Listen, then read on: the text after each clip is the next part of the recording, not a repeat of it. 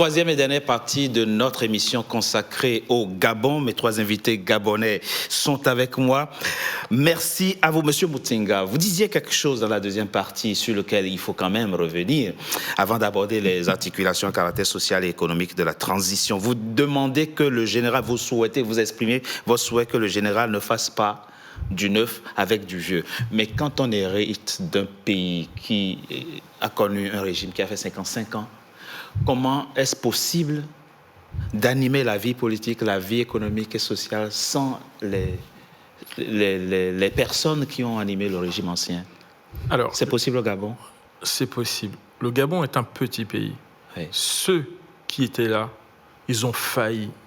S'ils n'ont rien fait sous 14 ans d'Ali Bongo, c'est pas la peine. Alors, je suis d'accord qu'il faille avoir une transition et récupérer certains dossiers. Mais la diaspora gabonaise est riche de compétences. C'est vrai. Des compétences. On a besoin de gens qui pensent le 21e siècle.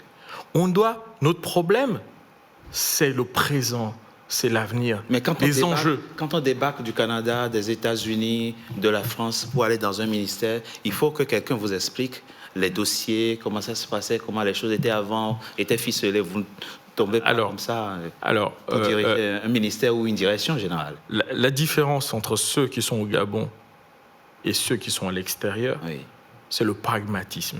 C'est-à-dire que le but, ce n'est pas de perdre notre temps, nous noyer dans des dossiers. C'est d'être actif, d'être réactif, proactif pour la vie des Gabonais. Aller au concret, des choses concrètes. Pour moi, personnellement, j'aimerais que les Gabonais, les enfants gabonais, les petits-enfants, ils aient des écoles et des sanitaires comme mes enfants ici. Oui, mais la question concrète, c'est faut-il mettre toute l'administration Bongo de quoi? Enfin, l'administration Bongo, c'est peut-être pas bien dit, mais toute l'administration sous Bongo, faut-il mettre tout le monde à la retraite et recruter de nouveaux Gabonais? Je m'explique. Oui, allez-y. Quand je parle de vieux, les têtes. Ah, d'accord. Il y a ceux qui font le travail et il faut instaurer, c'est-à-dire que la culture du résultat. La bienveillance, on n'est pas là pour faire semblant qu'on travaille. Le patriotisme, c'est ça qu'il faut infuser. Les têtes, elles ont failli, il faut les enlever. Et là où je suis déçu, c'est quand je vois certaines têtes. On a un petit pays, on doit s'adapter avec nos moyens. On doit avancer, on doit courir. On ne peut pas faire du neuf avec du vieux. On ne peut pas faire du neuf avec du vieux. Mais il y a aussi la question des articulations à caractère social, à certaines articulations à caractère social et économique qui ont trait aux étrangers et qui amènent certains à vous accuser de xénophobie. Qui commencent déjà à accuser le Gabon de xénophobie. Mais avant qu'on en parle, écoutons ces éléments. Je ne pense pas que ce soit un acte xénophobe, mais je dirais plutôt que ce soit un acte patriotique. Parce qu'on ne peut pas, comment on appelle ça, tolérer sans cesse qu'il y ait des étrangers au poste de responsabilité. Dans d'autres structures, il y a d'autres agents qui ne sont pas gabonais, en fait, mais qui sont là, qu'on ne manifeste pas. Vous savez, au Gabon, on a tellement de postes clés. Des postes clés avec le secteur eau, avec notamment la SCG. C'est un secteur vital pour la population. Et on ne peut mettre à ce poste une personne qui vient de l'étranger, même s'il a des diplômes, même s'il a une qualification suite à plusieurs choses, on ne peut pas mettre une personne à ce poste-là. On doit normalement mettre une personne propre à la nation. Madame de Razek, ces intervenants que nous venons de comprennent les mesures telles que énoncées. Vous avez par exemple l'article, je crois, 28 de la charte qui dit qu'il est désormais interdit toute vente de terre aux non-gabonais. Oui, mais on l'avait déjà, cette loi. La loi Henri Mico. À certains étrangers qui venaient de le découvrir dans la transition, ils auraient peut-être souhaité qu'on enlève ça de la transition, de la charte, pardon. Mais ça y est. Et on dit, dans presque tous les pays du continent, n'importe qui peut acheter des terres. Il y a des exceptions, bien sûr, mais pourquoi pas au Gabon? Question de xénophobie, puis vous avez les questions de marché, de place au marché accordée aux femmes étrangères et autres. Comment vous voyez ça? Vous justifiez ça comment? Moi, je justifie que je me mets du côté de mon peuple, je suis tout à fait d'accord. Je suis tout à fait d'accord. Pourquoi? Parce que nos frères qui sont arrivés successivement nos frères et sœurs qui sont arrivés au Gabon. Ils ont été pris en otage par le pouvoir lui-même, qui s'est presque servi d'eux. Quand vous dites vos frères, vous parlez des étrangers? Oui, nos frères qui sont venus s'installer au Gabon, qui ont choisi de vivre au Gabon.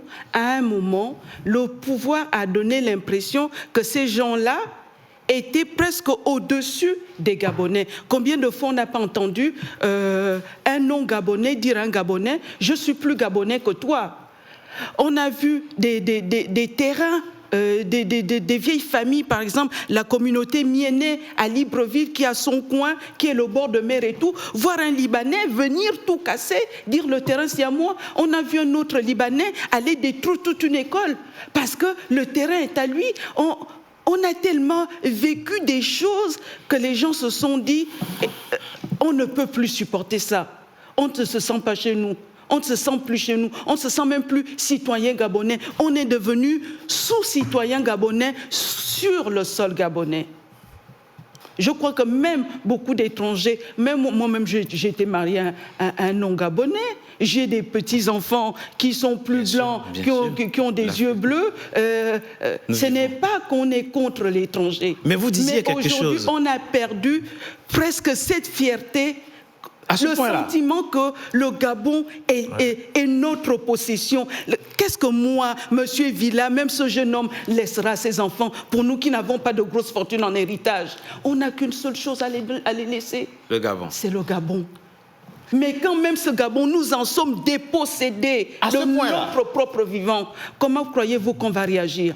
Vous êtes dépossédés du Nous Gabon. sommes dépossédés du Gabon. Pourquoi vous avez vu les gens hurler à l'arrivée des militaires?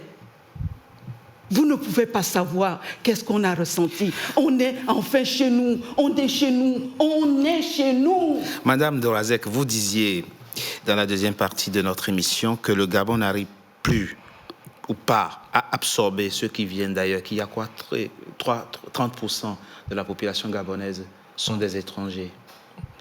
Il ne faut plus qu'il y ait d'étrangers au Gabon. Non.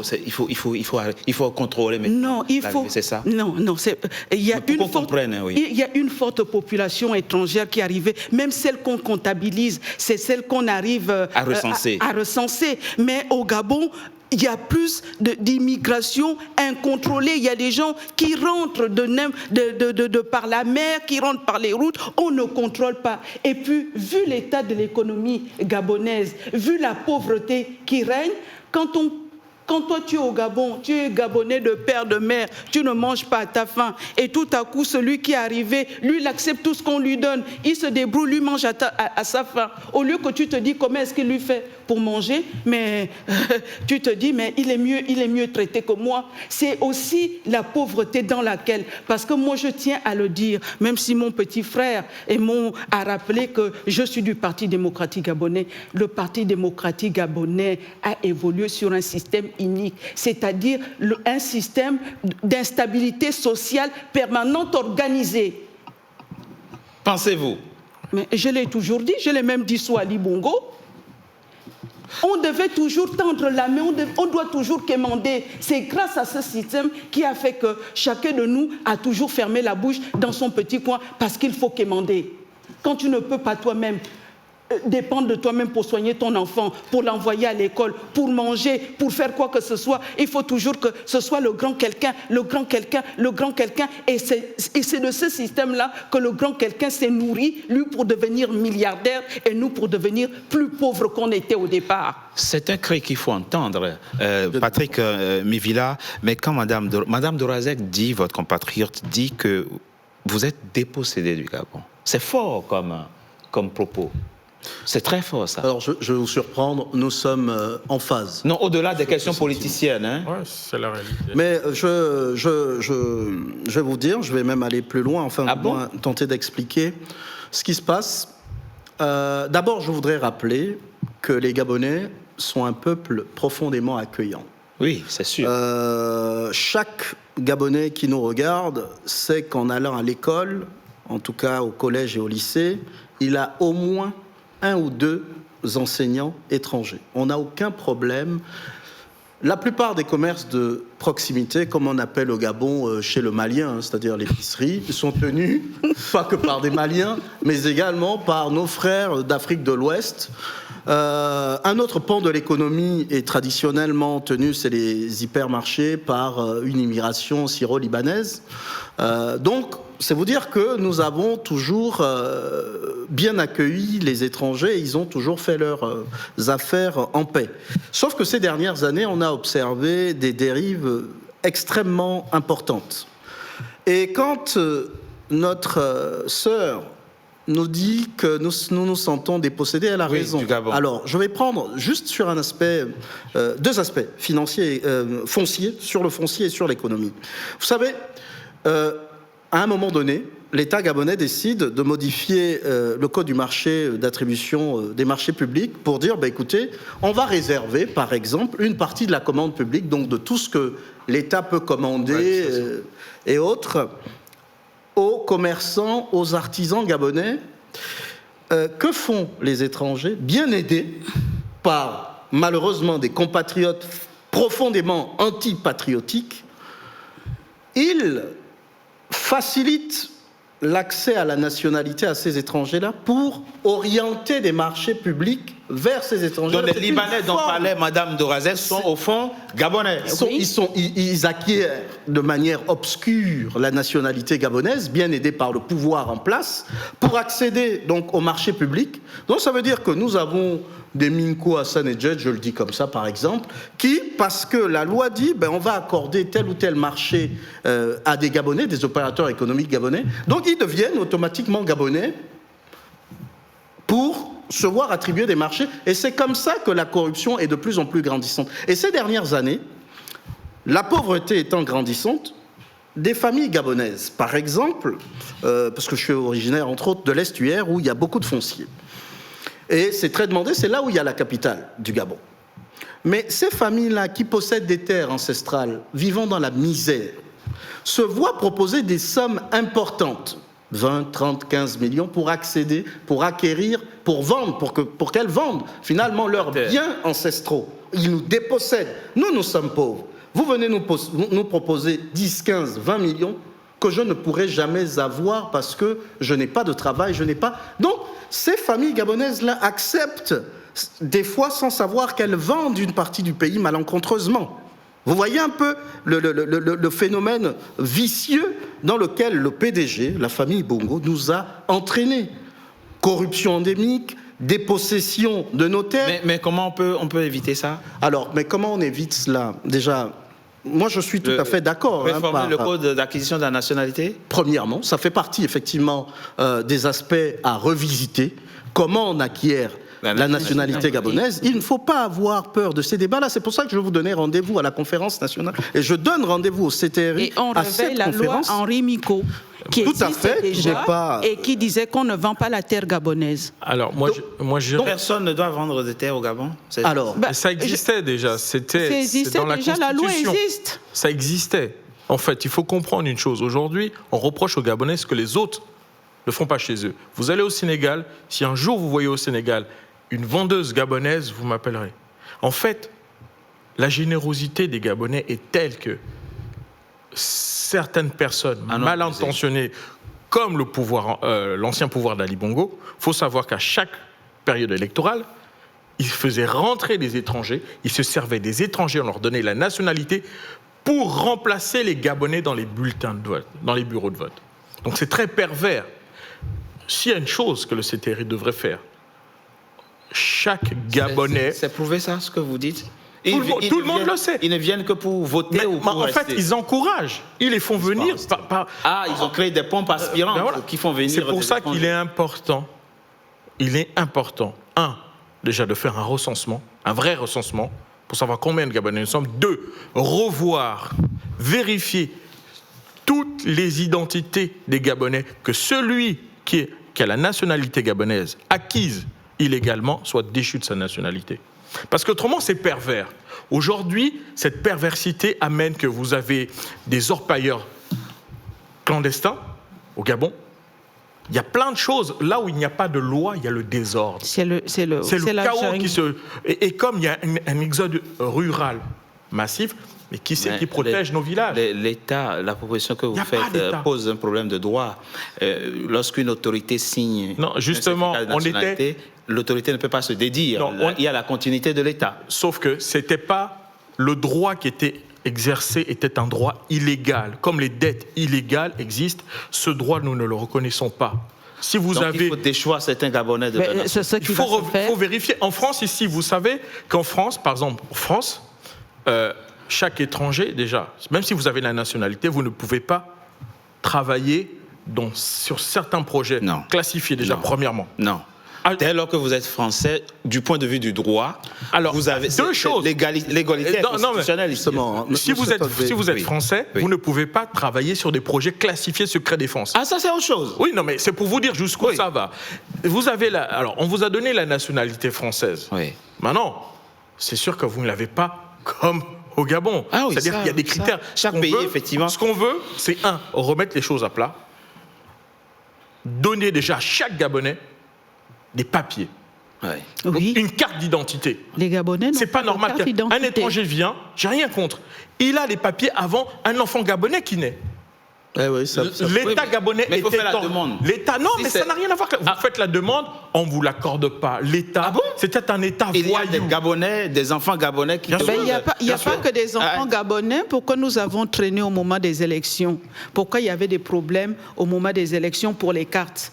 Tout simplement parce que je crois que ça fait presque 4 ou 5 ans que les Gabonais ne peuvent pas avoir de carte d'identité. Voilà. C'est pour ça qu'ils ont dit amenez votre acte de naissance suppliant, amenez ceci, amenez cela. L'État gabonais, milliardaire, où il n'y a que des milliardaires, ils ont été incapables de donner à une si petite population des cartes d'identité. Dans le flou. Et même les pauvres étrangers que nous on dit aujourd'hui, dont nous parlons, eux aussi sont victimes. Bien sûr, ils sont victimes. Parce qu'on leur estorque de l'argent pour avoir leur fameux papier. Ouais. On ne le leur donne pas gratuitement comme ça. C'est un fonds de commerce pour ces services-là. De leur prendre de l'argent. Ils sont instrumentalisés et quelque part, ils sont victimes. Mais là, moi, si j'ai un message à passer aux étrangers qui vivent au Gabon, entrez chez vous. Non, c'est pas ça. Non. Vous avez fui la misère. Vous avez fui des systèmes qui vous oppressaient. Le Gabon vous a accueilli. N'oppressez pas le peuple par vos comportements. C'est important. Moi, je leur dirais aussi, ne devenez plus les otages d'un système politique. Quand les politiques vous utilisent contre leur propre peuple, ils ne font pas votre bonheur, ils font votre malheur. Parce que le Gabonais a la chance. Le Gabonais est fort d'esprit. Le Gabonais, depuis qu'on dit partez chez vous, le Gabonais n'est pas allé tuer quelqu'un dans sa maison. Hein. Ouais. Merci. Or, si on avait suivi le comportement, même qu'on voyait autour d'Ali Bongo, parce que le jour qu'on chasse les Gabonais, le jour que les Gabonais ouvrent la bouche, Madame Bongo nous sort, moi je suis une Gabonaise, j'aime mon pays, mon Gabon adoré, mon Gabon ceci, mais le jour que cette femme a des problèmes, mais elle n'est plus gabonaise, elle doit revenir dans son pays, la France. Elle est bien gabonaise. En tout cas, on l'aura bien compris, si les autorités de la transition nous suivent, elles comprendraient que vous voulez qu'on ne construise pas du neuf avec du vieux, que les têtes, les personnes qui ont perverti l'administration et la politique au Gabon soient remplacées. Vous voulez que le Gabon revienne aux Gabonais, c'est très important. Vous voulez que les devises du Gabon soient gérées proprement, que les finances gabonaises soient assainies et soient gérées proprement. Vous voulez redonner au Gabon et aux Gabonais la fierté. Rendre le Gabon aux Gabonais. Rendre le Gabon aux Gabonais. Merci. Merci à vous. On n'a pas choisi de naître Gabonais. Merci à vous pour c'est la fin, mesdames et messieurs, de Frontal, votre rendez-vous politique. Je vous remercie d'avoir été nombreux à suivre. À très bientôt pour un nouveau numéro de Frontal. Merci. Merci. Merci. Merci.